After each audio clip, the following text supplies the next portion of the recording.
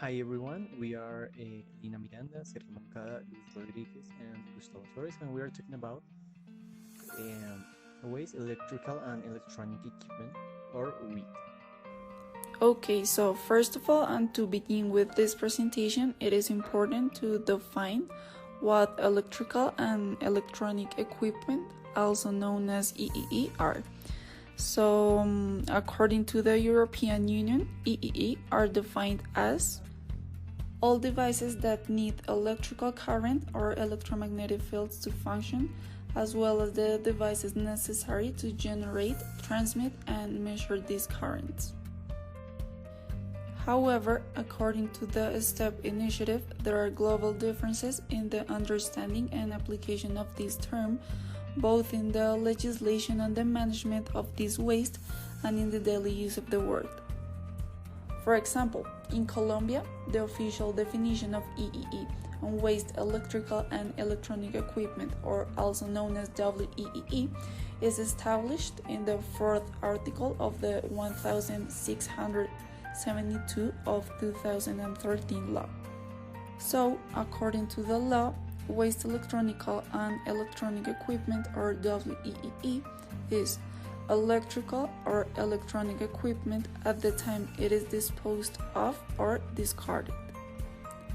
This term includes all those components, consumables, and sub-assemblies that are part of the product at the time it is disposed of, unless individually they are considered dangerous, in which case they will receive the treatment provided for such waste. But before dealing specifically with this post-consumer plan, it must be said that the definition of WEEE includes the owner's perception. That is, that the owner considers EEE a waste and disposes of it because it is no longer useful for multiple reasons. For example, breakdown, capacity, technological, cosmetic condition, age, replacement, and so on. This is when the owner decides whether EEE is waste or can be directly reused by someone else for the same purpose for which the product was originally designed. So basically, this can be understood with this image, which roughly shows the integrated waste management. This represents that the environmentally preferable thing is that the functional used electrical and electronic equipment is not discarded as waste, but rather that it has an opportunity to extend its useful life through reuse, either directly by its owner, who can choose to donate it or sell it, or via a specialized organization that can donate or sell it, following procedures of functionality test, data cleaning, remanufacturing, reconditioning, repair, or updating.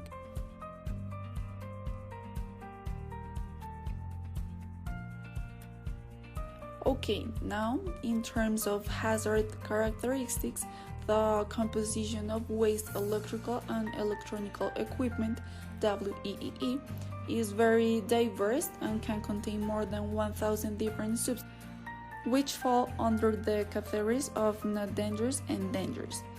Now we would like to say that potentially hazardous elements can represent 3% of the total composition of WEEE, as it was cited by Greenpeace in 2011. WEEE and its components in quantities that exceed the threshold of these standards related to hazardous waste in different countries are classified as such when they have the presence of elements such as lead, mercury, beryllium, arsenic, cadmium, selenium, halogenated substances, among others. So, these dangerous substances that are most commonly present in WEEE have been identified, and on the screen you can appreciate some of them and their location in some parts or components of EEE. According to this degree, the electrical and electronic equipment are classified in the list 2 waste or hazard waste by waste streams designed the COVID. will require review technical information or analyze the content of this substance to determine their classification. Within the framework of integral management, this degree aims to prevent the generation of waste or hazard waste, as well as to regulate the management of waste or waste generated, in order to protect human health and the environment. The core is A1180, which refers to waste electrical and electronic assemblies or components, therefore contained as accumulators or batteries like A, mercury switches, cathode tube glass, and other activities glass or Annex 1 constitutes by cadmium, mercury, lead, polychlorinate, biphenyls, to choose an extent that they possess any of the characteristics of Annex 3. The above shows that while not all waste is explicitly considered hazard waste or waste, it may contain substances that give it hazard characteristics such as heavy metals or organic pollutants.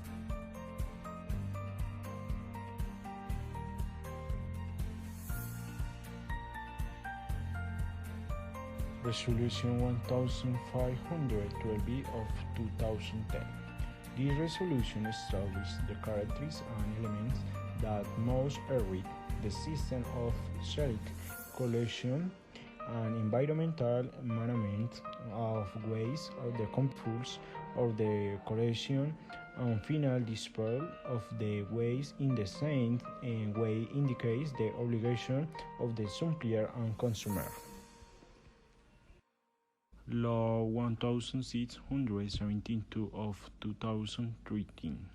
The present law aims to establish guidelines the public policies of the comprehensive management of the waste electrical and electric equipment with national authority. We are ways of different management that must be managed and coordinated with the guidelines established for this purpose by the Ministry of Environmental and Stability Development. National policy documents with the management of the electric and electronic equipment. This document defines the roadmap of the year 2022 to be followed by state, limiting the different entities of the national, regional, and local levels of the corporate and business sector and the country involved in the management of this kind of the waste and the Colombian society in general.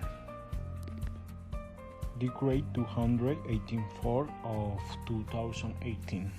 The purpose of this resolution is to establish in share of the purpose of the computer and or vehicles that are marketed in the country, the obligation to formulate, to present and implement the system of the selection, collection, and environmental management of the computer and or peripherals waste, while the pros, the operating and the control environmental degradation. Now I'm going to talk about the impacts on health and environment. The inadequate management of WEEE implies risk to health and environment since they are constituted by dangerous substances such as the heavy metals and POPs. There are three main types of substances that can be released during the recovery of material from WEEE that are of concern. First, original constituents such as lead, cadmium, and mercury. Second, substances that can be added in the recovery process such as cyanide. And third, substances that can be made from during incineration process in recovery such as dioxin and furans. Toxic substances can be found in first, lead sheets from treatment and final disposal activities. Second, particulate matter coarse and fine particles coming from equipment dismantling activities. 3. Ash, dioxins, and furans released into the air by burning and incineration of components. 4. Release of mercury fumes from welding removal or incineration activities. And 5. Wastewater from equipment crushing and dismantling facilities. The improper management, recovery, and unsafe recycling practices of WEEE materials can lead to direct and indirect exposure to hazardous substances containing these waste.